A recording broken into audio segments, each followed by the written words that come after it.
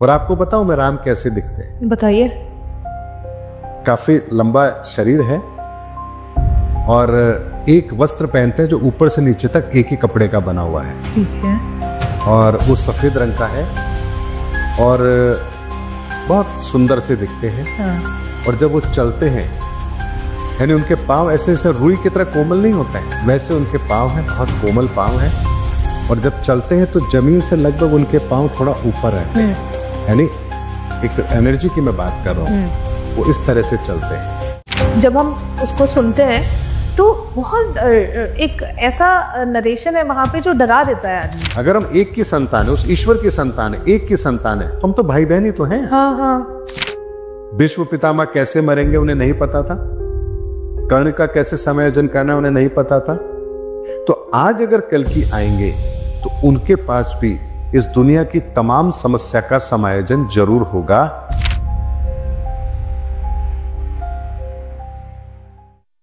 Hello and welcome back once again to the Iyer show. एक नए तड़कते भड़कते episode में आपका बहुत बहुत स्वागत है, क्योंकि जब भी हमारे साथ मनोज सर होते हैं वो ऐसी बातें बताते हैं जो यूट्यूब में कोई नहीं बताता है। Trust me on this. आपने बहुत सारा कंटेंट देखा होगा, बहुत सारी रील्स देखी होगी, बहुत सारी चीजों को सुना होगा, लेकिन जो सर बताते हैं वो एक्चुअली लगता है कि दूसरे प्लैनेट की कोई भविष्यवाणी है जो कर रहे हैं इस धरती पे। तो हम एक बार फिर से स्वागत करेंगे मनोज सर का। सर कैसे हैं आप?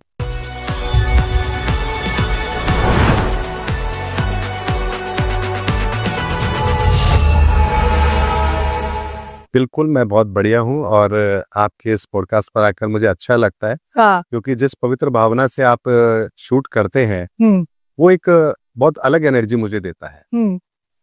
तो सर, क्योंकि आप जो चीजें एक्चुअली में बताते हैं वो बहुत ही डिफरेंट होती है समझने के लिए भी, क्योंकि आज आप अगर 10 इंसान से पूछोगे कि ये भाई कौन सा युग चल रहा है तो वो कलयुग बोलेंगे जी। आप बोलते हो नहीं ये धर्म युग है, धर्म युग है, धर्म युग शुरू हो गया है, यहाँ पे जो तत्व काम कर रहा है वो अलग है, ऊर्जा का लेवल अलग है।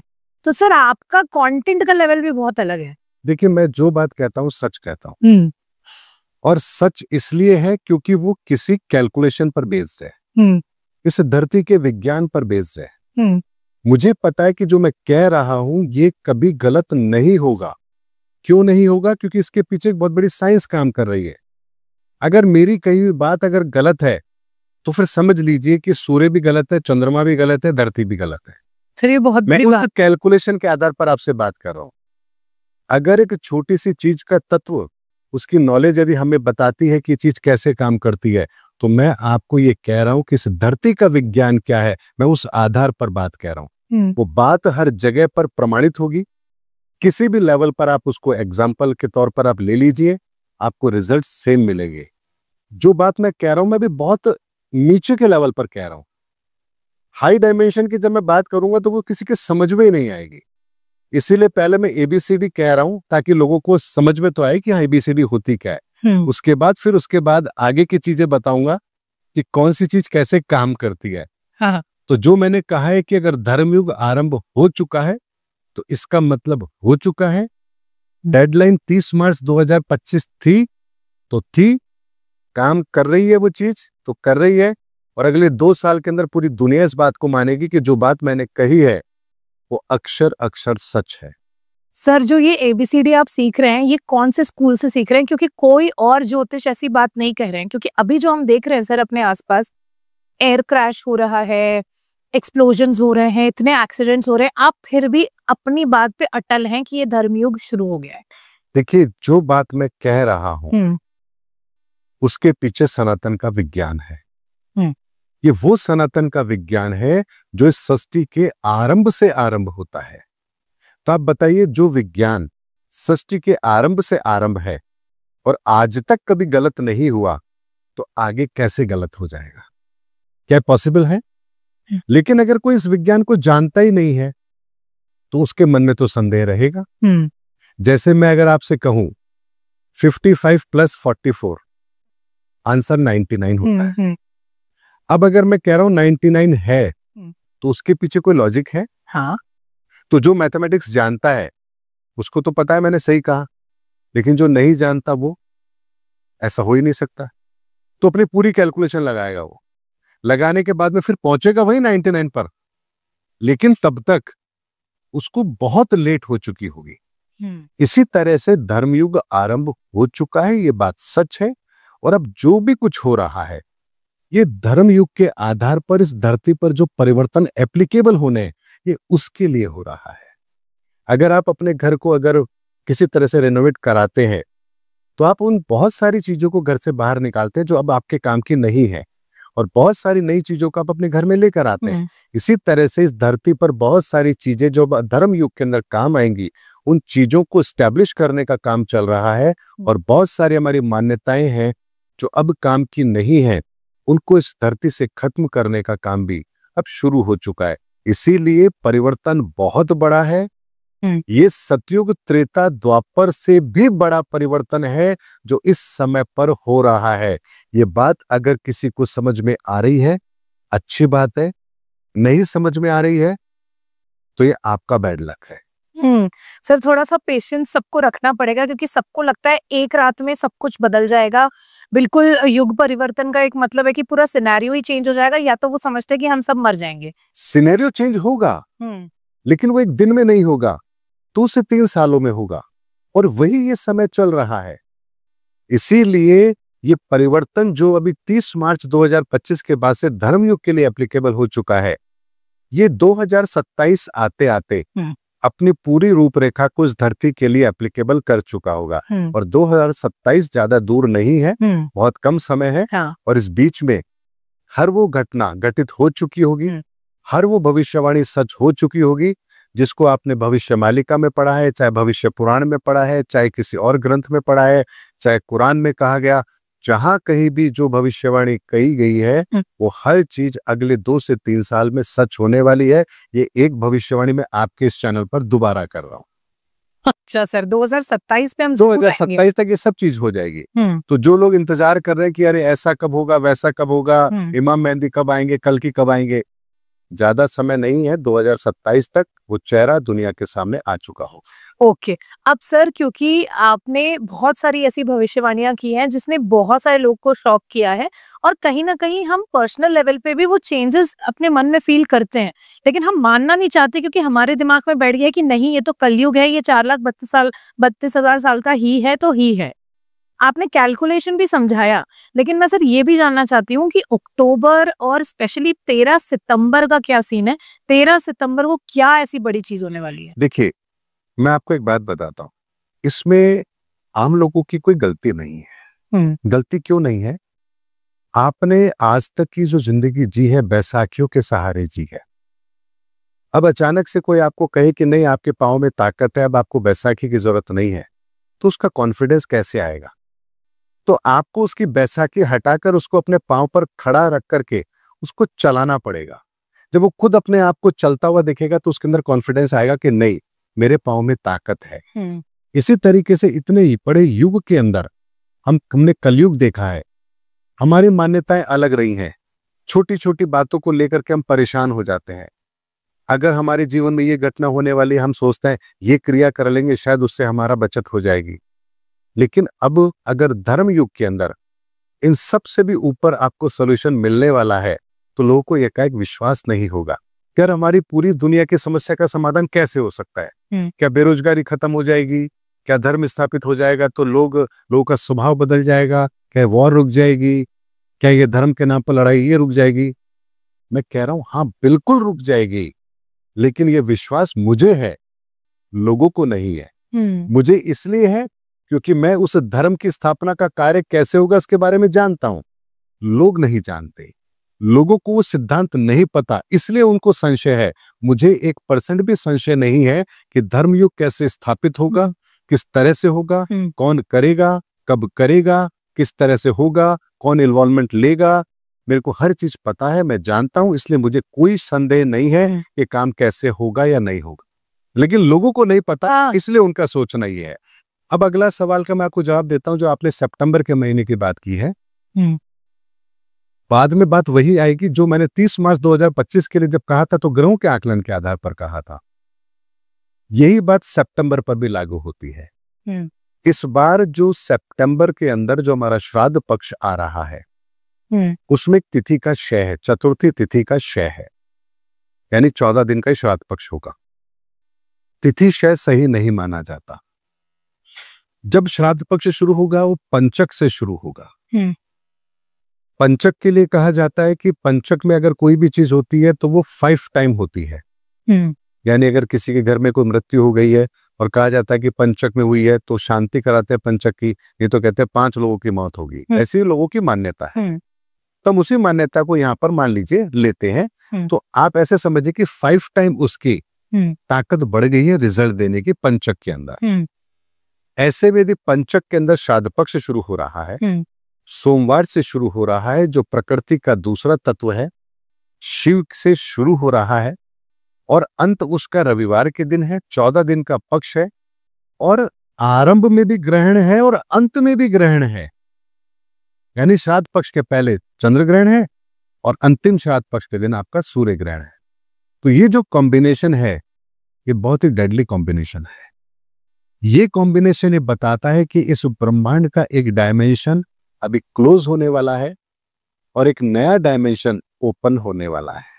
तो वो सर क्लोज कैसे होगा, किसी डिजास्टर के तौर पे? बिल्कुल, आप इसको ऐसे समझिए जैसे 99 से 100 क्या क्लोज हो रहा है और क्या ओपन हो रहा है, मुझे बताइए सर। 99 के अंदर 2 डिजिट की फिगर क्लोज हो रही है। हाँ।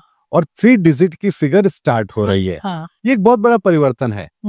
कंटिन्यूएशन में वो चल रहा है लेकिन उसके अंदर एक बहुत बड़ा फिगर है जो चेंज हो रहा है। तो 2nd डिजिट और 3rd डिजिट की हम बात करें, यहां एक बहुत बड़ा परिवर्तन है। तो इसी तरीके से जो एक डायमेंशन इस समय चल रही है बुद्ध तत्व की, इसके फाइनली क्लोजिंग का वो टाइम शुरू हो गया है और जो धर्म युग का डायमेंशन शुरू होने वाला है उसके गेट ओपन होने वाले हैं। सर उस समय कौन सा तत्व फिर काम करना शुरू कर लेगा? देखिए, ये जो तत्व काम करता है ना, इसमें भी बहुत सारे इसका विस्तार होता है। जैसे 1 से 2 के बीच में विस्तार होता है, उसी तरीके से ऐसे समझिए कि धर्म युग जो आरंभ हो रहा है, मान लीजिए 5th डायमेंशन शुरू हो रहा है, तो 5th डायमेंशन में भी पहली डायमेंशन काम करेगी, उसकी 2nd डायमेंशन, 5th डायमेंशन की 3rd डायमेंशन, इस तरह से ये भी एक विस्तार का रूप लेगा। तो धर्मयुग जो आरंभ हुआ है, धर्मयुग आरंभ होने के अंदर जो फर्स्ट डायमेंशन धर्मयुग की है वो क्या है? वो है सत्य, धर्म। तो जो धर्म है उसके एस्टेब्लिशमेंट का टाइम चल रहा है। अगर इसे लेमैन की भाषा में बताऊं तो आप ऐसे समझिए कि सितंबर 2025 के बाद से कल्कि के उदय का समय आरंभ हो रहा है। तो जिस ऊर्जा की प्रतीक्षा पूरी दुनिया कर रही है, ये जो सितंबर का जो समय चल रहा है, जो श्राद्ध पक्ष हमें इंडिकेशन दे रहा है, ये दे रहा है कि इस धरती के लिए उस ऊर्जा के उदय का समय अब आरंभ होने वाला है और वो सितंबर का महीना है। और 8 सितंबर से लेकर इस 21 सितंबर के बीच में ये धर्मयुग के अंदर जो ये आपका श्राद्ध पक्ष आया है, इसमें ये गेट ओपन होंगे और पुराना गेट क्लोज होगा। इस बात को और कैसे बेहतर तरीके से बताऊं, मैंने स्पष्ट शब्दों में कहा है, कल्कि की ऊर्जा के उदय का समय यही है। डेट के साथ बता रहा हूं, ग्रहों के आधार पर बता रहा हूं, क्योंकि इस ब्रह्मांड में जो भी परिवर्तन होता है पहले ग्रहों की ऊर्जा के रूप में होता है, फिर उसके बाद में ये धरती पर एप्लीकेबल होता है। और जब धरती पर एप्लीकेबल होता है तो उसके कुछ समय के बाद में आपको उसके परिणाम इस धरती पर दिखाई देते हैं। हाँ। तो डायमेंशन के लेवल पर सितंबर के अंदर चेंजेस हो रहे हैं, कल्कि की ऊर्जा का उदय होने वाला है और 1 साल में ये दुनिया उस तरीके से अपने आप को टर्न ले लेगी जहां कल्कि की ऊर्जा का काम अवश्यंभावी हो जाएगा। अब सर जैसे आपने सितंबर का जो महीना है उसके लिए प्रिडिक्शन दी है, तो उसके लिए हमको कुछ करने की जरूरत है कि ये सारी चीजें अपने आप पूरी हम अपने आप को हमें जो करना है वो सबसे महत्वपूर्ण बात क्या है? एक लाइन में इसका आंसर देता हूं, ये धरती किसने बनाई? ईश्वर ने। क्या हम ये बात मानते हैं? हाँ मानते हैं। कितने लोग मानते हैं? अब बहुत सारे लोग साइंटिफिक एंगल सब लोग कहिए अरे ऐसा नहीं है, सूर्य है, ये अर्थ घूम रही है, यहाँ पर ग्रेविटेशनल फोर्स है, हाँ। ये सब कुछ है, इसमें कहां से धर्म आ गया? तो ये ईश्वर ने बनाया, वो ईश्वर कहाँ रहता है, लोगों की ऐसी अवधारणा है। हाँ। तो लोग नहीं मानेंगे कि सब कुछ ईश्वरीय तत्व के द्वारा ही होता है। ऐसे में दुनिया को अब ये मानने पर मजबूर होना पड़ेगा कि ये सब कुछ ईश्वरीय तत्व के द्वारा ही संचालित है और इस विज्ञान के लिए ही सनातन धर्म बना है। और इस विज्ञान को जिन्होंने परिभाषित किया है वो भगवान गणपति है। इस बात को दुनिया को समझना पड़ेगा। ये दुनिया ना मैंने बनाई है, ना आपने बनाई है, ना मोदी जी ने बनाई है, ना बाइडेन ने बनाई है, ना ट्रंप ने बनाई है, ना शी जिनपिंग ने बनाई है। ये दुनिया जिसने बनाई है उसको पता है एक मैकेनिज्म कैसे काम करता है। अगर एक लेमैन, एक आम इंसान, छोटा इंसान विज्ञान के भरोसे एआई बना सकता है जो अपने निर्णय खुद लेगी, तब सोचिए हम भी तो अपने निर्णय खुद लेते हैं। तो हमें किसने बनाया? ये उस ईश्वर का एआई है, इंसान, जो अपने आप अपने निर्णय लेता है। लेकिन अगर एआई के अंदर अगर ऐसी एरर आ जाए कि जहां वो जिसने उसको बनाया उसी के निर्णयों को वो बाईपास करने लगे, तो फिर आप क्या करेंगे? आप उसकी पूरी प्रोग्रामिंग ही बदल देंगे। हाँ। क्योंकि मशीन कभी भी इंसान से बड़ी नहीं हो सकती, ऐसे ही इंसान कभी ईश्वर से बड़ा नहीं हो सकता। इसीलिए हमें समझना पड़ेगा कि ऊपर वाले का एआई मॉडल हम इंसान हैं। उसने इस पूरी प्रकृति के अंदर ऐसा मैकेनिज्म बनाया कि हर चीज अपने आप काम करती है, लेकिन इसके काम करने के पीछे भी एक सिद्धांत है। और उस सिद्धांत को यदि आप समझ रहे हैं तो आपको पता है कि आपकी बाउंड्री क्या है। आप कभी भी उस बाउंड्री को क्रॉस नहीं करेंगे। इसलिए जब तक इंसान खुद को भगवान बनाना चालू रखेगा तब तक इस धरती का कल्याण होने वाला नहीं है। हम भगवान नहीं हैं, हम उस ईश्वर की बनाई हुई वो कृति हैं जो इस दुनिया को बेहतर बनाने के लिए है। हमने वो काम छोड़कर स्वयं को पुजवाना शुरू कर दिया, स्वयं को भगवान बनाना शुरू कर दिया। हम ही सब कुछ जानते हैं, हम ही करेंगे, हम ही कर सकते हैं, हमारे बिना ये दुनिया चल नहीं सकती। इस अहम के अंदर हम फंस गए हैं। अब इस भ्रम को तोड़ने के लिए ही इस दुनिया के अंदर वो विज्ञान कल की लाने वाले हैं जो सारे भ्रम को तोड़ करके सत्य को स्थापित करेगा। ध्यान रखिए एक बात को, राम आए, उन्होंने स्वयं को नहीं पुजवाया। वो इसलिए नहीं आए थे कि लोग राम की पूजा करें। कृष्ण आए, वो इसलिए नहीं आए थे कि लोग कृष्ण की पूजा करें। मनुष्य फॉर्म में आए थे, मनुष्य फॉर्म में आए थे। उन्होंने अपना काम किया और चले गए। ऐसे ही कल की भी आएंगे, इसलिए नहीं आएंगे कि लोग उनकी पूजा करें, बल्कि इसलिए आएंगे कि इस धरती पर सत्य की स्थापना हो और दुनिया बेहतर ढंग से चले, हर जीव मात्र का कल्याण हो, हर जीव उस सनातन को समझे और उसके आधार पर अपनी जिंदगी को बेहतर बनाए। ये दुनिया वैसी ही हो जैसी ईश्वर ने बनाई है। इसी की स्थापना करने के लिए कल की आएंगे। लेकिन मैं फिर कह रहा हूं, लोग फिर नादानी करेंगे, फिर कल्कि के पीछे पड़ेंगे, फिर मंदिर बनेंगे, क्योंकि हमारी मेंटलिटी इसी तरह की हो गई है। मैं आपसे एक बात कहना चाहता हूं, जरा ध्यान से समझिएगा। भगवान कृष्ण आए, उन्होंने अपने आप को किस आधार पर साबित किया? कर्म के आधार पर। उनके जो कर्म थे वो उस समय पर इस धरती के लिए आवश्यक थे। क्या भगवान कृष्ण के पास इस दुनिया की तमाम समस्याओं का समाधान नहीं था? विश्व पितामह कैसे मरेंगे उन्हें नहीं पता था। कर्ण का कैसे समायोजन करना उन्हें नहीं पता था।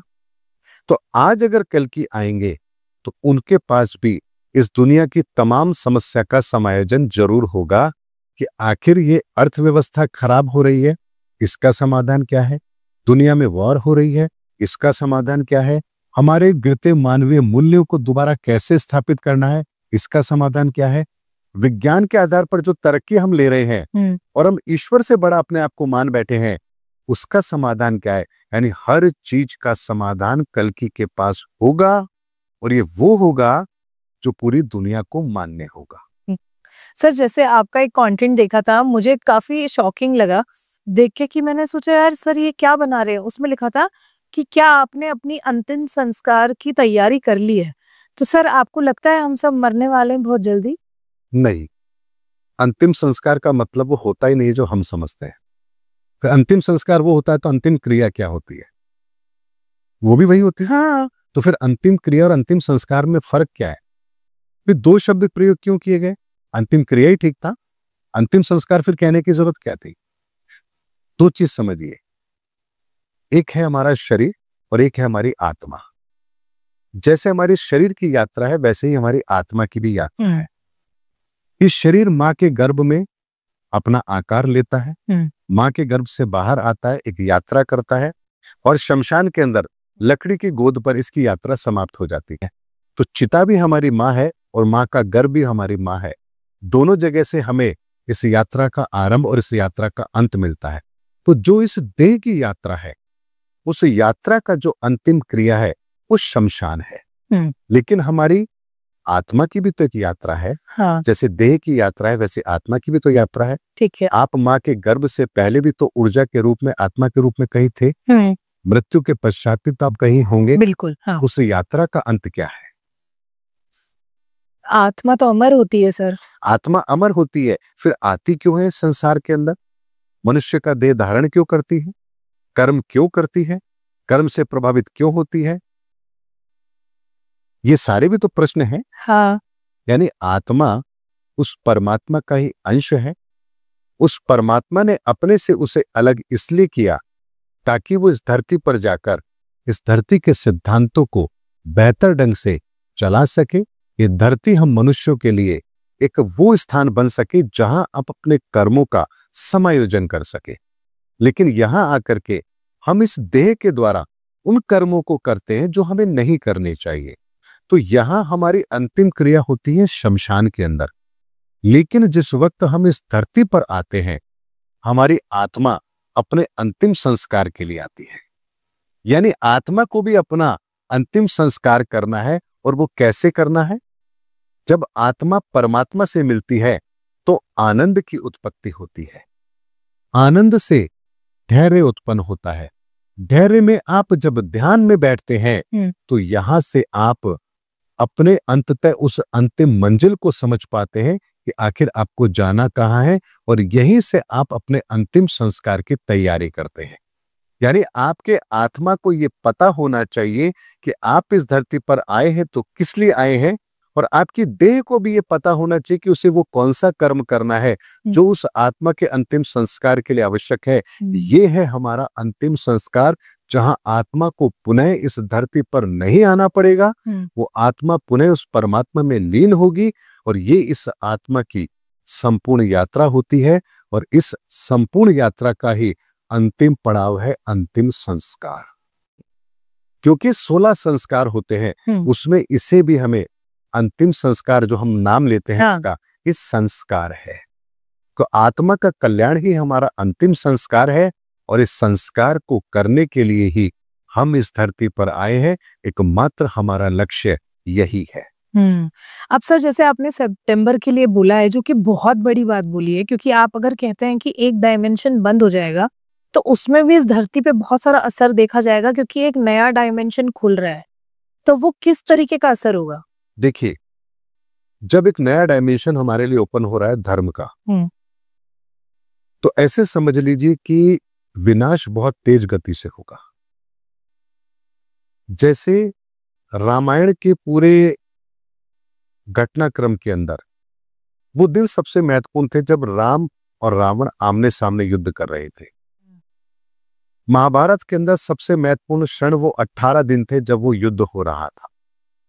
ऐसे इस कलयुग के अंतिम ये एक वर्ष इतना महत्वपूर्ण है, सितंबर टू सितंबर, यानी शारदीय नवरात्रा जो आरंभ होंगे 21 सितंबर से, तब से लेकर 2026 के जो शारदीय नवरात्रे हैं, इस एक वर्ष के अंदर इतना कुछ विनाश इस धरती पर होगा जो इस धरती के लिए आवश्यक नहीं है, उसे इस धरती के लिए नहीं रखा जाएगा, उसे इस धरती से सदा के लिए समाप्त कर दिया जाएगा। ये बात निश्चित है। इस बात को आपको नव सृजन के तौर पर लेनी चाहिए, ना कि विनाश के तौर पर। आप अगर अपने घर को रेनोवेट करा रहे हैं, कोई चीज बाहर फेंक रहे हैं, तो किस लिए फेंक रहे हैं? वो आपके काम की नहीं है। तो इसी तरह से अगर इस डायमेंशन के अंदर, 5th डायमेंशन में कोई चीज ऐसी है जो काम की नहीं है और उसे इस धरती से सदा के लिए समाप्त किया जा रहा है, तो इसमें गलत क्या है? जैसे मैं आपको बताता हूं, 2010 के अंदर इस धरती से गुरु तत्व समाप्त कर दिया गया था। यानी 2010 के बाद अगर कोई अपना गुरु होने का दावा कर रहा है तो उसे तो भी यही नहीं पता कि इस धरती से गुरु तत्व समाप्त कर दिया गया है। और 2010 के बाद जो गुरुओं की हालत हुई है वो किसी से छिपी नहीं है। कितने जेल में है और कितने कहाँ हैं, मुझे कहने की आवश्यकता सबकी पोल पट्टी खुल गई। सबकी पोल पट्टी खुली, क्योंकि जो तत्व समाप्त कर दिया गया है हाँ। अब उसकी आवश्यकता नहीं है। हाँ। उसकी आवश्यकता नहीं है तो उनका असली चेहरा तो सामने आएगा ही आएगा। ये बल्ब है, ये रोशनी कब तक दे रहा है? जब तक इसमें करंट है। हाँ। करंट गायब तो ये बल्ब किसी काम का नहीं है। इसी तरह से इस धरती पर अगर कोई तत्व सक्रिय है तो उसकी उपयोगिता है, अगर तत्व समाप्त है तो फिर इस धरती पर उसका कोई रोल नहीं होता। इसी तरह से अगर आपने देखा हो तो 2012 के लिए भी एक प्रेडिक्शन की गई थी कि धरती समाप्त हो जाएगी, दुनिया समाप्त हो जाएगी। उन लोगों ने बड़ा मजाक भी बनाया, अरे दुनिया तो समाप्त नहीं हुई। लेकिन जिन लोगों ने ये कहा था कि दुनिया समाप्त हो जाएगी, उन्हें ये पता नहीं था कि ये किस समाप्ति की घोषणा की गई है। मायावी कैलेंडर की समाप्ति की घोषणा की गई थी। यानी जितनी भी मायावी शक्तियां हैं, आसुरी शक्तियां हैं, वो 2012 के बाद इस धरती पर सक्रिय नहीं रहेंगी। और 2012 के बाद से वो मायावी जो कैलेंडर था वो समाप्त कर दिया गया है। वो धरती की समाप्ति के लिए नहीं थी वो घोषणा, वो मायावी सभ्यता के लिए समाप्ति की घोषणा थी। ओके, लेकिन ये सर तो आपने बहुत बड़ी बात बोल दी है कि विनाश जो है बहुत तीव्र गति से हो बिल्कुल होगा। ये डेट नोट कर लीजिए। सर ट्रैवल करने में डर लग रहा है, आप और डरा रहे हो। देखिए, ट्रैवल करने में डर लग रहा है, क्यों डर लग रहा है? क्योंकि इतने सारे क्रैशेस की न्यूज हम अभी तो मैंने बताया कि अंतिम संस्कार की तैयारी करनी, हमें तो अपना लक्ष्य देखना है, इस आत्मा का लक्ष्य देखना है। इस देह का अंतिम संस्कार तो होना ही होना है, इस देह की अंतिम क्रिया तो होनी एक दिन। इसमें डरना क्या है? सर नॉर्मल तरीके से हो जाता तो बेटर था। जिस मरने ते जग डरे, मेरे मन आनंद, और मरने ही तो पाइए पूर्ण परमानंद। तब सोचिए, यहां इस धरती पर हैं तो आपका दायरा सीमित है। जब इस धरती से आप ऊर्जा के अंदर तब्दील हो जाते हैं मृत्यु के पश्चात, तो आपका दायरा असीमित हो जाता है।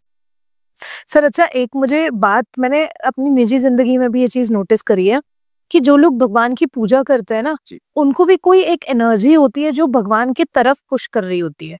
और जो लोग भगवान, ऐसा लगता है कि आज जाना था आज नहीं जा पाए, आज भगवान की पूजा करनी थी नहीं कर पाए, दिया जलाना था नहीं जला पाए, उनको भी कोई एनर्जी है जो पुश कर रही है भगवान से दूर। तो सर जैसे आप कहते हैं कि एक जो भगवान की ऊर्जा है वो काम करती है, वैसे शैतान की ऊर्जा भी काम करती है? बिल्कुल करती है। इस ब्रह्मांड के सिद्धांत में दोनों ऊर्जाएं काम करेंगी। जैसे कोई भी फिगर प्लस में है तो उतनी पावर के साथ वो माइनस में भी हो सकता है, ये सिद्धांत है। उसी तरीके से जितनी सुप्रीम सोल पॉजिटिव होगी उतनी ही वो नेगेटिव भी होगी। तो डिपेंड करता है कि हम किसकी तरफ अट्रैक्ट हो रहे हैं। और जैसे आपने कहा कि हम कोई भी क्रिया करते हैं, पूजा करते हैं, आरती करते हैं, तो हम करते हैं तो हमें एक फोर्स पीछे से हमें कहती है कि नहीं ये कर। इसके पीछे भी एक विज्ञान काम करता है। जब आप कोई काम करते हैं, मन से करते हैं, मन के साथ उसमें क्रिया शामिल करते हैं, तो मन और क्रिया दोनों मिलकर के उस कार्य को पूर्ण करती है। अगर आपका मन भटक रहा है तो जो क्रिया आप कर रहे हैं वो क्रिया आपके मन को वापस उस जगह लाने का प्रयास करेगी। और अगर आप क्रिया कर रहे हैं तो मन आपका कंट्रोल में होगा, और मन आपका कंट्रोल में है तो आपकी क्रिया कंट्रोल में होगी। इसीलिए आप देखिए बहुत से लोग मालाएं फेरते रहते हैं। एक थैली होती है उनकी और वो मंत्र जपते रहते हैं, माला फेरते रहते हैं। उसके पीछे का कॉन्सेप्ट क्या है? मैं ये नहीं कह रहा वो गलत है, वो सही कैसे है मैं ये बता रहा हूं आपको। तो माला फेरने का मतलब है कि किसी ने कहा उन्हें कि अपने मन को ईश्वर के प्रति समर्पित करो, ईश्वर का नाम लो। अब ईश्वर का नाम लेना है तो कहते हैं अजपा जाप करो। अजपा जाप मतलब होता है जो आप मुंह से नहीं बोलेंगे, आप अंदर में करेंगे, अपनी सांसों के साथ करेंगे। तो अजपा जाप जब वो करेंगे तो मन ही मन में बोलेंगे, लेकिन मन ही मन में बोलेंगे तो आपको जो चीज दिख रही है आपका ध्यान उस तरफ भी जाता है। जब आपका ध्यान उस तरफ जा रहा है तो आपके मन के अंदर जो आप जो बोल रहे हैं वहां से आपका ध्यान टूटेगा। ऐसे में अगर आप एक माला ले लेते हैं और उसको घुमाना शुरू करते हैं मंत्र के साथ में, तो जैसे ही आपका ध्यान टूटेगा तुरंत आपकी माला आपको बताएगी अरे करना क्या चाह रहे थे, करना क्या है, तो आपका ध्यान वापस वहीं आएगा। लेकिन ये अवस्था किसके लिए है? जिसका मन भटकता है। लेकिन यदि आपका मन आपके नियंत्रण में है तो फिर आपको इस माला की जरूरत नहीं है। ये तो सबसे डिफिकल्ट काम है ना सर, लेकिन जी, तो एक बात समझिए, जैसे प्राइमरी स्कूल में बच्चे को खिलौने की जरूरत होती है स्कूल में रोकने के लिए, ऐसे ही आपके मन को टिकाए रखने के लिए इस माला की जरूरत होती है। हाँ, तो ये माला गलत नहीं है, लेकिन जो माला फेर रहा है उसकी अवस्था आपको पता हो जानी चाहिए कि ये व्यक्ति किस लेवल के आध्यात्म के लेवल पर है। इससे ऊपर के लेवल पर जब आप जाते हैं, उस बात के लिए कबीरदास जी ने क्या कहा, माला तो कण में फिरे, जीभ फिरे मुख माही, मनुआ तो 14 फिरे, ये तो सुमिरन नाही। तो ये बात अगर कबीरदास जी ने कही तो किस अवस्था के लिए कही, कि जो व्यक्ति अभी भी माला में अटका पड़ा है, यानी उसका मन अभी तक इतना नियंत्रण में नहीं हुआ कि वो इस माला के बिना भी उसका मन उस स्थिति में आ सके। तो जैसे कोई बच्चा स्कूल में गया, उसको खिलौने पसंद आए, वो कहता है मुझे तो इसी क्लास में रहना है, मुझे खिलौने अच्छे लग रहे हैं, मुझे आगे नहीं जाना। तो ये स्थिति वो है। तो माला जो फेरते हैं वो गलत नहीं है, लेकिन जो फेर रहे हैं वो किस लिए फेर रहे हैं, और उसके बाद आपकी अगली स्टेप क्या होनी चाहिए, इसकी नॉलेज आपको होनी चाहिए। तो हमारे शास्त्रों में जो भी क्रिया शामिल की गई है वो हमारी स्थिति को देखकर शामिल की गई है, ताकि हम जिस लेवल पर भी हैं वहां से उन चीजों को फॉलो करके अपने आप को अपग्रेड कर सके। सर 28 जुलाई तक ना अंगारक योग बन रहा था, और इस वजह से सर जितने लोगों के ब्रेकअप्स हुए हैं, डिवोर्सेस हुए हैं, एक्स्ट्रा मैरिटल अफेयर्स के बारे में पता चला है, चीटिंग के बारे में, लोग बड़े दुखी हो गए हैं अपने रिश्ते को लेके। हर इंसान के 6 महीने में ब्रेकअप हो जा रहा है, 1 महीने में ब्रेकअप हो जा रहा है। ये भी कुछ चेंज दर्शाता है सर? देखिए, वैवाहिक जीवन की जब बात आती है, रिलेशनशिप की जब बात आती है, तो हमें ये समझना पड़ेगा कि ये किस डायमेंशन से रिलेट करता है। रिलेशनशिप और ये सब कुछ जो हम समझते हैं, जानते हैं, केवल रिलेशनशिप ही नहीं, आपकी संपत्ति, आपकी प्रॉपर्टी, आपका धन, आपकी प्रतिष्ठा, मान सम्मान, ये सब कुछ जो देखा जाता है वो 6th डायमेंशन से देखा जाता है। 6th डायमेंशन में भी तो इसका विस्तार है। ऐसे में अगर हम ये नहीं समझ रहे हैं कि ये जो चीज हमारे जीवन में शामिल की गई है, इसको एक्चुअल में हमें किस रूप में लेना है, तो हम फिर इसका दुरुपयोग करेंगे। तो शादी आज के तारीख में एक फिजिकल रिलेशन से ज्यादा कोई मायने नहीं रखती है। क्या हम आज की डेट में लड़के या लड़की के गुणों को महत्व देते हैं? ये हमारी कैटेगरी का रिश्ता नहीं है। कितने लगाओगे साहब आप? बच्ची कितनी पढ़ी हुई है? हमारे बेटे के पैकेज और आपकी बेटी के पैकेज कैसे हैं? बेटी हमारा खाना बनाना नहीं जानती है। इस तरह के चीजों को लेकर के आज हम रिश्ते फाइनल करते हैं, जबकि एक संस्कार है, पाणी ग्रहण संस्कार है। मैंने कहा ना, 16 संस्कारों में ये भी एक संस्कार है। तो जैसे अंतिम संस्कार, इसके बारे में आप जानते थे कि क्या वो संस्कार है ये? नहीं। ऐसे ही पाणी ग्रहण संस्कार के बारे में कोई जानता है कि आखिर पाणी ग्रहण संस्कार होता क्या है? शादी के दौरान जो किया जाता है। आप मुझे बताइए, हम तो मनु और शत्रुपा की संतान है ना? मनु शत्रुपा की संतान है। हाँ। इस्लाम में कहा जाता आदम और हव्वा, हाँ, हाँ। एडम और ईव। एडम और ईव, हाँ, हाँ। तो हम उसकी संतान है, तो हम तो भाई बहन है। अगर हम एक की संतान है, उस ईश्वर की संतान है, एक की संतान है, तो हम तो भाई बहन ही तो हैं। हाँ, हाँ, हाँ सर। इसमें गलत क्या? बायोलॉजिकली हम सब भाई बहन है, तो फिर शादी क्यों कर रहे हैं? क्या ये हम नियमों का उल्लंघन नहीं कर रहे? सर क्योंकि बहुत सारे भगवान है ना, सिर्फ एक नहीं है। हम बात कर रहे हैं आरंभ की। ठीक है। इस धरती पर पहला इंसान, ये तो हम मानते हैं ना। हाँ, हाँ। एडम और ईव, आदम और हव्वा, मनु और शत्रुपा। हाँ। भाई हम मनु शत्रुपा से पैदा हुए इसलिए हम मनुष्य हैं। वो आदम और ईव, आदम और हव्वा से बने इसलिए आदमी है। हाँ। नाम तो हमें वही मिला ना। तो हम तुम भाई बहन हैं, फिर हम शादी क्यों कर रहे हैं? क्योंकि इस प्रकृति के विज्ञान के अंदर भी, इस संसार को चलाने के लिए भी हमें कुछ नियमों की पालना करनी होती है। ऐसे में यहां सनातन के अंदर नियम है कि जब वंश वृद्धि के लिए इस समाज के अंदर आगे एक नई पीढ़ी तैयार करने के लिए हम जब इस प्रक्रिया को अपनाते हैं, तो वहां 2 लोगों की आवश्यकता होती है। अब यहां भी 2 चीज आती है कि एक सनातनी प्रक्रिया होती है और एक सांसारिक प्रक्रिया होती है। सांसारिक प्रक्रिया के अंदर हम चूंकि उस नियम को तोड़ रहे हैं, भाई बहन वाले नियम को तोड़ रहे हैं, तो हम यह समस्त देवताओं का आवाहन करके उनके सामने वही लड़की, वही स्त्री ये प्रतिज्ञा लेती है, उनका आह्वान करती, देवताओं कहती कि मैं इनके साथ पाणी ग्रहण करना चाहती हूं, और यहां देवता उन्हें इजाजत देते हैं कि हां, तुम इस पुनित कार्य के लिए, पवित्र कार्य के लिए इस नियम को तोड़ सकती हो। यहां से हमारे जीवन में पाणी ग्रहण संस्कार शामिल होता है। ये फिजिकल रिलेशन के लिए नहीं है कि जी मुझे तो लड़की पसंद है, मैं तो शादी करना चाहता हूं, लड़की सुंदर है तो लड़की सुंदर है मैं, अरे भाई आप कर किसके लिए रहे हैं?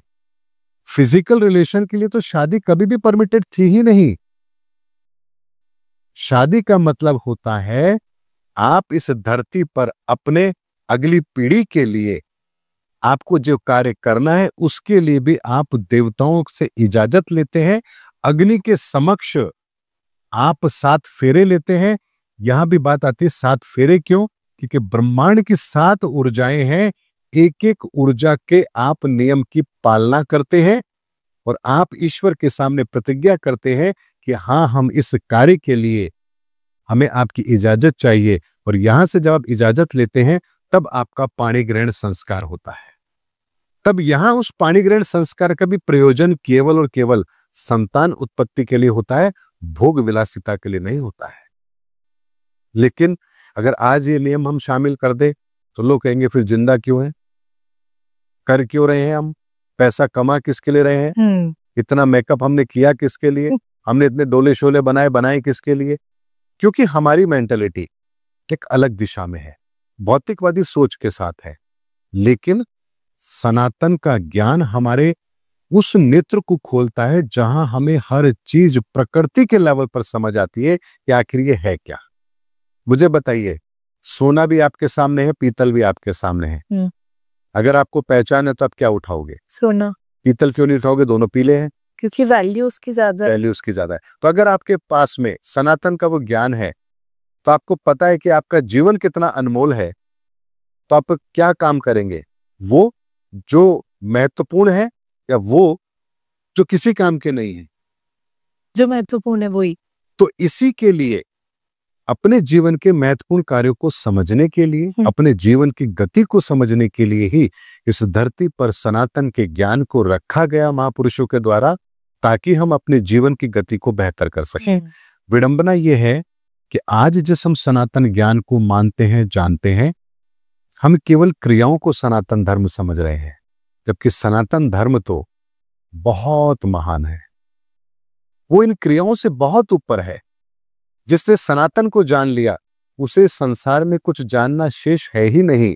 जिसने सनातन धर्म को जान लिया उसके पास ब्रह्मांड की चाबी है, और जिसके पास ब्रह्मांड की चाबी है वो क्या इन चीजों में फंसेगा? नहीं सर, जैसे ना 2025 में बहुत सारी चीजें हुई हैं और सब लोग ये कहते आ रहे हैं कि 2025 क्योंकि मंगल 9 आता है उसका टोटल, और इसलिए मंगल की वजह से जो फायर एलिमेंट्स है वो बहुत सारे देखने को मिले।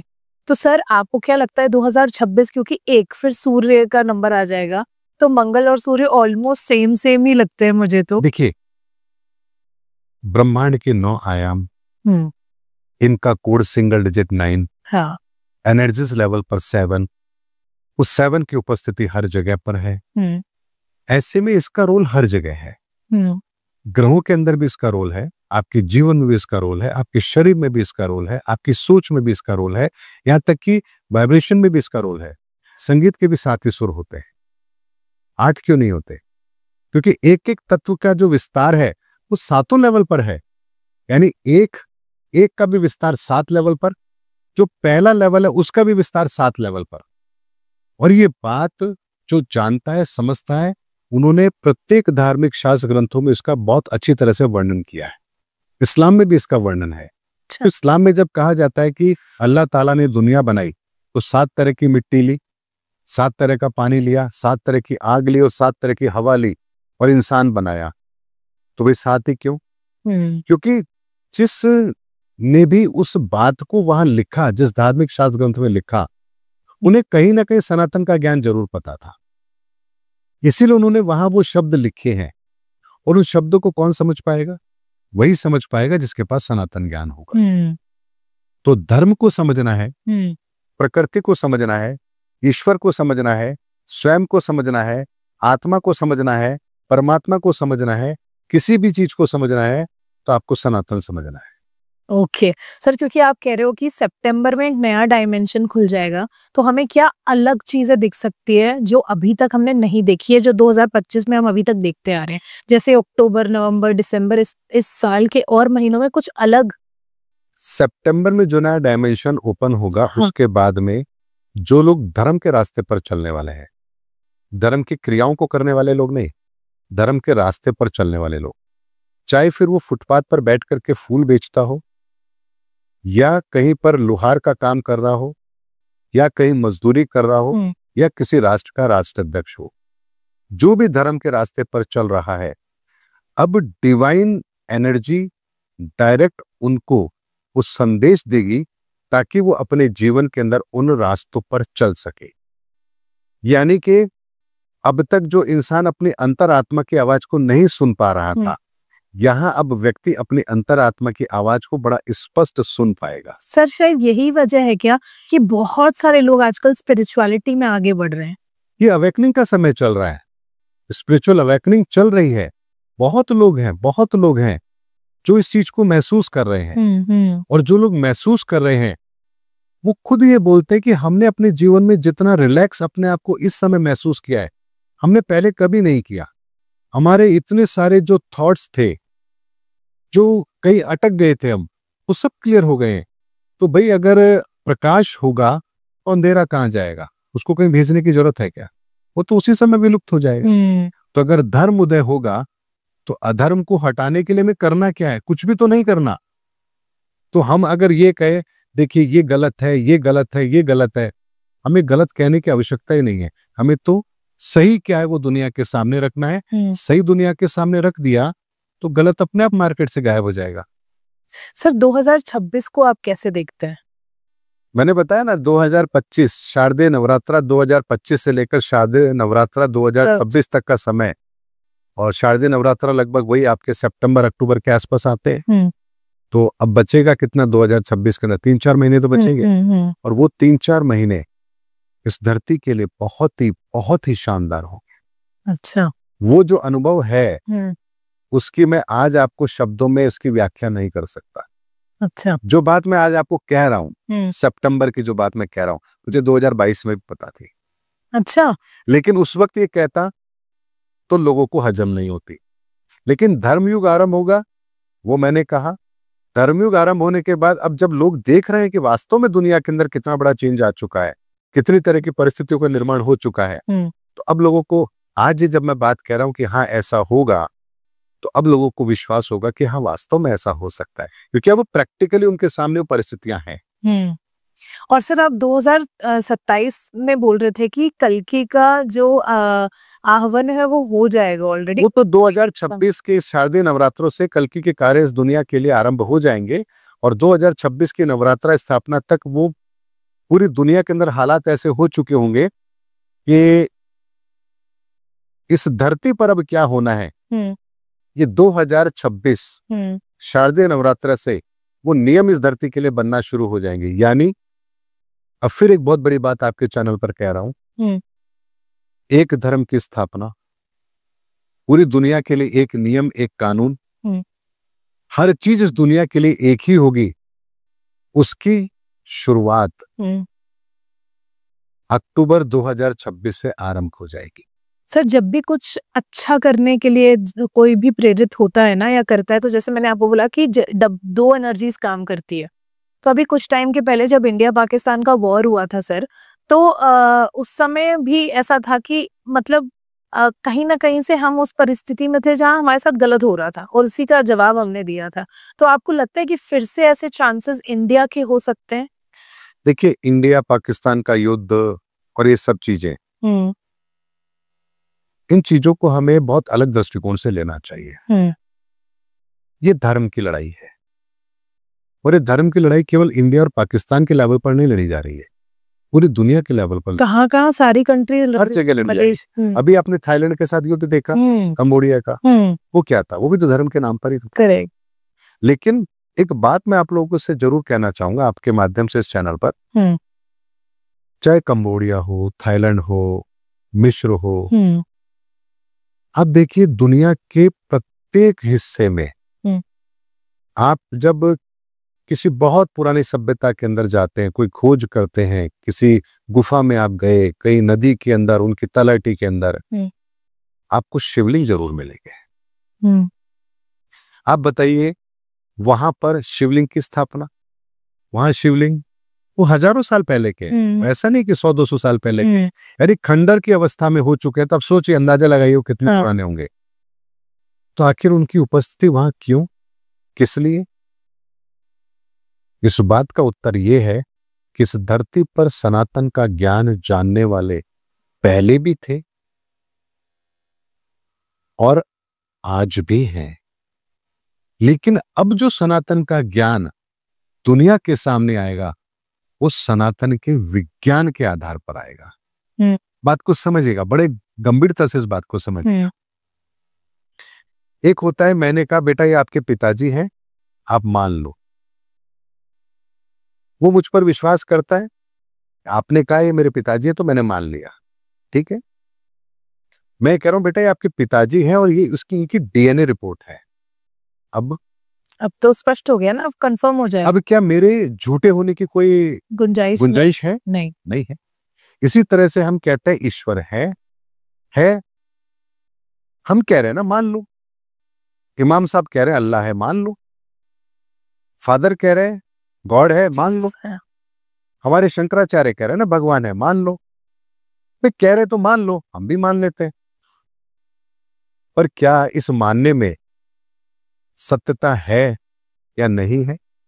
कहीं कोई अपनी विचारधारा से हमें वो बात तो नहीं मनवा रहा जो उसके अपने निजी स्वार्थ के लिए हो, जैसे गजवाए हिंद, काफिरों को मारो, जहां काफिर मिले उनका कत्ल कर दो।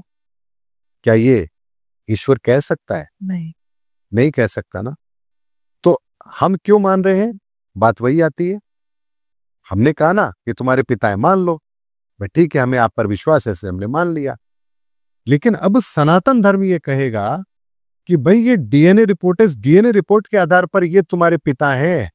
मेरे कहने से मत मानो ये पिता है, ये डीएनए रिपोर्ट साबित करे कि तुम्हारे पिता है। क्या उस डीएनए रिपोर्ट को कोई जुटला सकता है? नहीं। इसी तरीके से अब सनातन का विज्ञान ये बताएगा कि ईश्वर है तो इस आधार पर है, ये आधार है, और इस आधार पर अब अपने अल्लाह ताला को उनको पहचानो कि वो है या नहीं है, तो किस रूप में है, कैसे है, और क्या उन्होंने तुम्हें आदेश किया। इस सनातन विज्ञान के आधार पर जानो कि परमात्मा है या नहीं है तो किस आधार पर है। तो जब ये विज्ञान दुनिया के सामने आएगा तो यकीन मानिए जिन्होंने सच कहा है वहां तो कहीं कोई दिक्कत नहीं है। लेकिन जो भी लोग अपनी फिलॉसफी लेके बैठे हैं उन सब की दुकान रातों रात बंद हो जाएगी। सर बहुत उथल पुथल मच, रातों रात बंद होगी उनकी दुकान। ये ठीक वैसे समझ लीजिए जैसे आरबीआई ये कह दे आज से सारे नोट बंद, अब कुछ और चलेगा। तो सोचे नकली चलाने वालों का क्या हाल होगा। उनकी तो रातों रात दुकान बंद है। लेकिन जो ओरिजिनल है उनके पास में विकल्प होगा। आरबीआई कहेगा जिन जिन के पास ओरिजिनल है वो आकर मुझसे एक्सचेंज करा लो, नकली कहां जाएगा। तो जो धर्म के रास्ते पर हैं, जिन्हें धर्म से मतलब है, जो धर्म का व्यापार नहीं कर रहे, वो सच को स्वीकार कर लेंगे, क्योंकि उनका उद्देश्य तो आखिर धर्म की तरफ ही जाना था। करेक्ट। लेकिन जिनका काम केवल व्यापार करना था, धर्म के नाम पर पैसा कमाना था, वो कैसे जाएंगे? वो तो एक नई फिर पूरी व्यवस्था बनानी पड़ेगी उनको। और वो ऐसे बनती नहीं है। तो सर बहुत बड़े बड़े चेंजेस हम देख सकते हैं, जैसे आप बहुत बड़े चेंज होंगे। बट सर इतनी सारी अगर जब ट्रांसफॉर्मेशन होगा तो आप कैसे कह रहे हो कि 2026 सितंबर के बाद वाला टाइम बहुत सुंदर होगा? तो मतलब क्योंकि तब धर्म स्थापना का कार्य प्रत्यक्ष रूप में हो रहा होगा। ओके, सब लोग देख पाएंगे। जी बिल्कुल देखेंगे। तो सर थोड़ा सा हम और बात कर लेते हैं कि सितंबर के बाद क्या होने वाला है, क्योंकि आपने जिस तरीके से नरेशन दिया है सबको बहुत डर लगने वाला है अब कसम से। देखिए सितंबर के बाद क्या होने वाला है इससे ज्यादा महत्वपूर्ण है कि दुनिया के लिए अच्छा होने वाला है। ठीक है। और जो धर्म के रास्ते पर है उनके लिए बहुत बड़ी खुशखबरी है, और जो अधर्म के रास्ते पर है उनके लिए चेतावनी है कि संभल जाओ। ये मैं ये नहीं कहूंगा क्या है, बस उनको यही कहूंगा कि भाई अब समय जा चुका है, बहुत मौके मिले थे, आपने हर मौके को गंवा दिया, अब अंतिम इस समय के अंदर कोई मौका हमारे लिए शेष नहीं बचा है। ओह गॉड। ठीक है सर। अच्छा सर, एक और चीज, क्योंकि इतनी ये डरावनी बातें चल रही हैं, गरुड़ पुराण में ना सर, जब हम उसको सुनते हैं तो बहुत एक ऐसा नरेशन है वहां पे जो डरा देता है आदमी को, जैसे आपको कोड़े पड़ेंगे, आपको घसीटते हुए ले जाएंगे, तो इंसान का शरीर तो जल जाता है ना सर, तो किसको घसीट से ले जाएंगे? आत्मा को? देखिए, आत्मा के लिए तो भगवान श्री कृष्ण कहते हैं आत्मा तो अजर अमर है, उसे ना आग जला सकती है, पानी ना उसे भिगा सकता है। तो फिर किस आत्मा को ले जाया जा रहा है, किसको कोड़े मारे जा रहे हैं, किसको वैतरणी नदी पार कराई जा रही है? एक बात को समझिए, इस दुनिया के अंदर जो भी चीज बनी है उसकी फॉर्मेशन में तीन का बहुत बड़ा रोल है। तीन के बिना इस दुनिया में कोई भी निर्माण संभव ही नहीं है। ऐसे में एक आपकी आत्मा, एक आपका शरीर, और तीसरा होता है एक सूक्ष्म शरीर। यानी कि जो आत्मा है, आत्मा इस शरीर में आकर जो कार्य करती है, इस शरीर के कार्य के द्वारा ही उसे एक ऊर्जा मिलती है, ऑरा मिलती है, एक सूक्ष्म शरीर मिलता है। ये सूक्ष्म शरीर ही बिल्कुल वैसा ही होगा जैसा आपका फिजिकल शरीर है। इस सूक्ष्म शरीर के द्वारा ही मनुष्य यातनाओं को भोगता भी है। प्रेत योनि होगी या किसी भी योनि में वो जाएगा तो इस सूक्ष्म शरीर के द्वारा ही जाएगा। ऐसे में एक बात समझिए कि जब तक आपकी वो आत्मा कोई दूसरा शरीर धारण नहीं कर लेगी, तब तक वो सूक्ष्म शरीर उसी रूप में पहचाना जाएगा जो आपका रूप है। तभी देखिए कि हमें कई बार लोग कहते हैं कि हम आपके उनको दिखा सकते हैं, या आप कभी सपनों में देखते हैं अपने किसी पूर्वज को या किसी भी तरह से, तो आप उसी रूप में देखते हैं। अगर मान लीजिए कोई कहता है मैं मेरी सिद्धि से आपको आपके पूर्वजों से मिला सकता हूं, या बहुत लोग हैं जो बुलाने का काम भी करते हैं इस तरह से, मुझे नहीं पता उन्हें क्या कहते हैं, लेकिन वो आत्माओं को बुलाने का काम करता है। तो आत्माएं आती हैं, वो दिखाते भी हैं, तो वो उसी रूप में होती है जिस रूप में उन्होंने शरीर छोड़ा होता है। तो ये उनका सूक्ष्म शरीर होता है। सूक्ष्म शरीर के द्वारा ही वो आत्मा अपने अगली यात्रा तक की तैयारी करती है, तब तक वो उस सूक्ष्म शरीर के अंदर ही रहेगी। इस बात को ऐसे समझ लीजिए कि जो कर्म आपने किए हैं, जैसे भी किए, अच्छे किए, बुरे किए, जो भी किए, अब उस ऊर्जा की यदि इस समय पर इस धरती पर आवश्यकता है तो आपको तत्काल मनुष्य का जन्म मिलेगा, और अगर उसकी आवश्यकता कुछ समय के बाद है तो आपको वो शरीर उतने समय के बाद मिलेगा। इसको ऐसे समझिए कि जो महापुरुष होते हैं वो एक समय पर आते हैं, और उसके बाद जब उनका दूसरा अवतार होता है इस धरती पर तो उसके बीच में बहुत लंबा अंतराल होता है। ऐसा क्यों? जैसे हम कहते हैं कि राम थे, वही ऊर्जा कृष्ण बन के आई, हाँ। तो इतने 1000 साल का गैप क्यों? तब तक वो ऊर्जा कहाँ थी, क्या कर रही थी? 2500 साल का अंतराल क्यों? क्योंकि राम और कृष्ण के बीच में लगभग 2500 साल का फर्क है। तो राम की ऊर्जा जो इस संसार में आई और जो उस ऊर्जा ने सूक्ष्म शरीर धारण किया, वो राम की उसी रूप के अंदर उस संसार के अंदर इस लोक में तब तक रहेगी जब तक वो अगला जन्म ना ले ले। इस बात को बड़े ध्यान से समझिए, परमात्मा का ही अंश ये आत्मा है, यही आत्मा शरीर धारण करती है। इस शरीर को धारण करने के पश्चात ही उसका एक सूक्ष्म शरीर क्रिएट होता है। ऐसे बहुत सारे एविडेंस है जिसके बारे में यदि मैं आपसे कहूं तो आपको विश्वास नहीं होगा।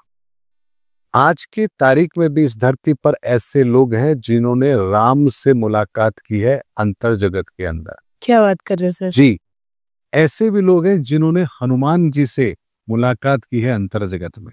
सर हनुमान ऐसे जी भी के लोग हैं हाँ जिन्होंने माँ काली के से मिले हैं।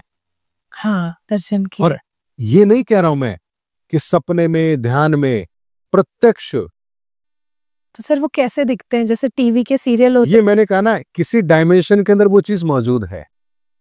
तो आप यदि इस डायमेंशन से उस डायमेंशन में जा रहे हैं, कोई व्यक्ति है या आप में इतना सामर्थ्य कि आप वहां जा सकते हैं, तो आप उनसे भेंट कर सकते हैं। ये उनकी इच्छा पर निर्भर है कि वो आपसे भेंट करना चाहते हैं या नहीं करना चाहते हैं। वो करना चाहते हैं तो आपको वहां ले जाया जाएगा, आप जाना चाहते हैं इसलिए नहीं जाएंगे आप। तो सर ये तो बहुत कम लोग कर पाते होंगे। और आपको बताऊं मेहरान कैसे दिखते हैं? बताइए। काफी लंबा शरीर है और एक वस्त्र पहनते हैं जो ऊपर से नीचे तक एक ही कपड़े का बना हुआ है ठीक है। और वो सफेद रंग का है और बहुत सुंदर से दिखते हैं। हाँ। और जब वो चलते हैं, यानी उनके पांव ऐसे ऐसे रुई की तरह कोमल नहीं होते हैं, वैसे उनके पांव हैं, बहुत कोमल पांव हैं। और जब चलते हैं तो जमीन से लगभग उनके पांव थोड़ा ऊपर रहते हैं, यानी एक एनर्जी की मैं बात कर रहा हूं, वो इस तरह से चलते हैं। हनुमान जी बंदर बिल्कुल नहीं दिखते हैं। अच्छा, बट हम तो उन्हें उन्हीं रोज उसी रूप में पूछते हैं। देखिए, हर ऊर्जा का एक रूप स्वरूप है, जैसे हर फ्रिक्वेंसी का भी एक, अगर आप देखेंगे अल्फा बीटा गामा रेज है, अगर इनको आपको लिखना पड़े कहीं पर तो उनकी फ्रिक्वेंसी को भी आप लिख सकते हैं। जैसे म्यूजिक के अंदर आपने कभी देखा, नोट्स होते हैं। हाँ। म्यूजिक के अंदर आप देखिए जब वो इंस्ट्रूमेंट बजाते हैं तो उनके सामने कुछ चित्र होते हैं, कोड होते हैं। हाँ। कोड होते हैं। हाँ। यानी उन्होंने उस संगीत को भी, उस धुन को भी, उस सुर को भी उन्होंने लिखा तो है। हाँ। आपके और हमारे समझ में नहीं आएगा क्योंकि वो इस तरह से होता है, एम की तरह होता है, नीचे से गोल घुमा हुआ इस तरह से होता है, लेकिन वो उसकी लैंग्वेज है। हर ऊर्जा की एक लैंग्वेज है। तो उसी तरीके से इस ब्रह्मांड के अंदर बहुत सारे डायमेंशन के अंदर बहुत सारी चीजें ऐसी हैं जो अपने अस्तित्व के अंदर हैं। हमारा कैलाश पर्वत यहां पर वो ज्ञानगंज के नाम से है। बहुत लोग हैं जिन्होंने उस ज्ञानगंज की यात्रा की है और वहां जाने के बाद जो लोगों का अलौकिक अनुभव होता है उसके बारे में क्या कहूं। तो इस दुनिया के अंदर ऐसा बहुत कुछ है जिसके बारे में दुनिया नहीं जानती है, और जानती इसलिए नहीं है क्योंकि दुनिया को इससे मतलब नहीं है। सर हनुमान जी कैसे दिखते हैं? हनुमान जी एक बहुत ही बलिष्ठ शरीर है उनका, ठीक है, और बहुत ही सुंदर है, बिल्कुल हम मनुष्यों की तरह ही उनका चेहरा है। और इतना कहूंगा कि जैसे एक योद्धा होते हैं हष्ट पुष्ट, वैसे ही वो दिखते हैं। अच्छा, और सर बात किस भाषा में करते हैं? इस बारे में मैं आपसे कहूंगा कि मैंने बात करते हुए, कभी उनके बारे में चर्चा हुई तो बात करते हुए मैंने नहीं सुना। हाँ। लेकिन जिनसे भी मेरी चर्चा हुई है, उनसे जब बात हुई है तो उन्होंने कहा कि एक महागुरु जी है, महागुरु जी जब बात करते हैं तो वो छंद में बात करते हैं। यानी हर ऊर्जा का अपना एक तरीका होता है बात करने का। महागुरु जी कौन? जिन्होंने इस संसार को आयुर्वेद दिया, और वो इस धरती पर सुषेण वैद्य बन करके आए थे। और इस समय पर जितना भी पुराण लिखने का काम है, जो कल की पुराण लिखा जाएगा, वो महागुरु जी के सानिध्य में लिखा जा रहा है, जो इस धरती पर अवतरित होगा। सर कहाँ पे होगा? देखिए, वो बहुत सारी ऐसी चीजें जिसके बारे में मैं ज्यादा कहूंगा तो लोगों को विश्वास नहीं होगा। हाँ। बात ये नहीं है कि उनको विश्वास होगा या नहीं होगा, बात है कि अगर किसी ने दुर्भावना से, नासमझी से अगर कुछ गलत कमेंट किया इन चीजों को लेकर, तो वो नहीं जानता वो अपना कितना बड़ा नुकसान कर लेगा। इसीलिए मैं इन बातों को सार्वजनिक तौर पर रखता नहीं हूं। जब समय एक संकेत रूप में आपके सामने रखा है। जो पवित्र आत्मा है उनको सब कुछ समझ में आ रहा है, और जिनको नहीं समझ में आ रहा उनके लिए मुझे यही कहना है, ईश्वर इन्हें माफ कर देना, क्योंकि ये नहीं जानते क्या कर रहे हैं। नादान बालक। नादान बालक। अच्छा सर, लास्ट एक क्वेश्चन मैं आपसे पूछना चाहती हूँ। तो मैं आपसे ये जानना चाहती हूँ कि बहुत सारे हमारे भारत में ना ऐसे रहस्यमय जगह हैं जहाँ पे कुछ पेड़ हैं या कुछ ऐसी जगह हैं जहाँ जो किसी पर्पस की वजह से बने। एक बार आप बता रहे थे कि काशी में या ऋषिकेश, हरिद्वार में कुछ कुछ ऐसी जगह हैं जो वो पेड़ आज भी मौजूद हैं, तो उसका क्या रीजन है, ऐसे आप बता रहे? बहुत सारी जगह मैंने एक बार एक टीवी शो में कहीं देखा था, उत्तराखंड के अंदर ही कहीं पर एक जगह है, बहुत पहाड़ियों के ऊपर जाकर के है, वहां बहुत सारे रॉक्स हैं, लाखों की तादाद में, और हर रॉक की अगर मैं बात करूं तो पर्टिकुलर उसकी शेप है, कोई ट्रायंगल शेप में है, कोई हेक्सागन है, कोई किसी स्क्वायर में है, और काफी लंबी लंबी शिलाएं हैं। एक एक शिला का वजन कई टन होगा। अब इतनी ऊंची पहाड़ी पर वो वहां कैसे मौजूद है? मैं आपको, अगर मेरे को मिला तो मैं आपको क्लिप बताऊंगा या फोटो बताऊंगा, आप अपने दर्शकों को जरूर उसमें बताइएगा। आप पता है वो मायावी सभ्यता के पास से हैं। इतने बड़े बड़े पासे सर? जी जी। तो फिर जो खेत जो जितने भी ऐसे निर्माण हुए हैं जो एक इंसान के बस की बात नहीं है, चाहे पिरामिड देख लीजिए या आप जो पहाड़ों पर दैत्याकार चेहरे हैं, ये सब अगर साइंस के भाषा में कहूं तो एलियंस के द्वारा बनाए गए हैं, और अगर हमारे अध्यात्म के भाषा में कहूं तो देवदूतों के द्वारा बनाए गए हैं। ये वो कार्य हैं जो इस धरा पर मायावी सभ्यता के दौरान ही हुए हैं, और मायावी सभ्यता जैसा मैंने आपको बताया कि 2012 में वो समाप्त कर दी गई। सर जब भी अब एक बस लास्ट क्वेश्चन, क्योंकि आपसे बात करने का एक नैरेटिव बिल्कुल अलग होता है, तो मेरे को कुछ ना कुछ जिज्ञासा रहती है कि मैं ये भी पूछ लूं ये भी पूछ लूं। सर हमेशा जब भी हमने बात करी है ना, हमने शिव जी की या कल्कि की, मतलब जो जो एक शिव शक्ति से ही ब्रह्मांड बनाए बोलते हैं हम, तो मोस्टली हमने कृष्ण जी के अवतारों के, विष्णु जी के अवतारों के बारे में हमने बात करी है, लेकिन शक्ति का इसमें क्या रोल रहेगा सर? शक्ति का रोल तो बिल्कुल होगा। ओके। बिना शक्ति तो शिव है ही नहीं। शिव और शक्ति से ही तो संपूर्ण सृष्टि की रचना है। हाँ। शिव और शक्ति, इसीलिए सृष्टि, शिव शक्ति से ही सृष्टि है। अच्छा। सृष्टि बिना शिव शक्ति के हो नहीं सकती। इसको ऐसे समझिए कि लाइट के तार होते हैं, हाँ। कबूतर बैठे होते हैं, उनको करंट नहीं लगता। हाँ। लेकिन जरा सा अगर अर्थिंग मिल जाए तो ब्लास्ट हो जाए। हाँ। तो शिव वो ऊर्जा है जो शक्ति के साथ मिलने पर ही सक्रिय होती है। इसे आप मेल फीमेल कह लीजिए, पॉजिटिव नेगेटिव कह लीजिए, ये इसी तरह से काम करती है। अब जैसे सर जब कल्कि आएंगे तो वो तो एक मेल हम मानते हैं, विष्णु जी के अवतार मानते हैं, तो शक्ति के का भी कोई अवतार आएगा?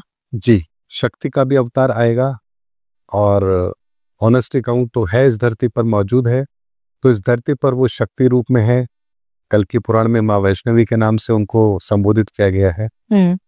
और यकीन मानिए जो भी कल्कि है वो माँ वैष्णवी से मिल चुके हैं। माँ वैष्णवी के द्वारा उनको जो भी इस धरती के लिए दिया जाना था वो दिया जा चुका है। मैं बहुत सारी बातें जानता हूं, लेकिन समय आने पर कहूंगा, उससे पहले नहीं कहूंगा। लेकिन इतना जरूर पता है मुझे कि कल्कि की लीला कैसे चल रही है, कहां से चल रही है और कैसे पूरी होगी, एक एक चीज मुझे पता है। बस दर्शकों से यही कहूंगा, आप आम खाइए, पेड़ मत गिरिए। बिल्कुल।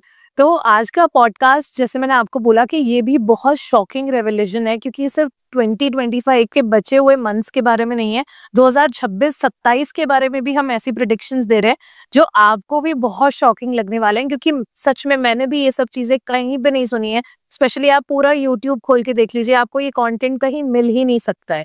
और इसीलिए मनोज सर को इतना सुनना पसंद करते हैं लोग, क्योंकि ये जो बताते हैं चीजें, ये सच में किसी दूसरे प्लैनेट से आके बताते हैं, मुझे लगता है। तो भविष्यवाणी कह लीजिए, एक बहुत अनोखी ज्योतिष कह लीजिए, आप सर थोड़े अलग ही हैं। ये सब रहस्य है। आने वाले समय के अंदर इस रहस्य को कैसे डिकोड किया जाता है, मैं ये विज्ञान भी दुनिया के सामने रखूंगा। बिल्कुल। तो हम इस रहस्य को डिकोड कैसे करें उसके बारे में भी बात करेंगे। आप देखते रहिए द अय्यर शो। आज का पॉडकास्ट कैसे लगा कमेंट करके जरूर बताइए। Thank you so much. Thank you sir.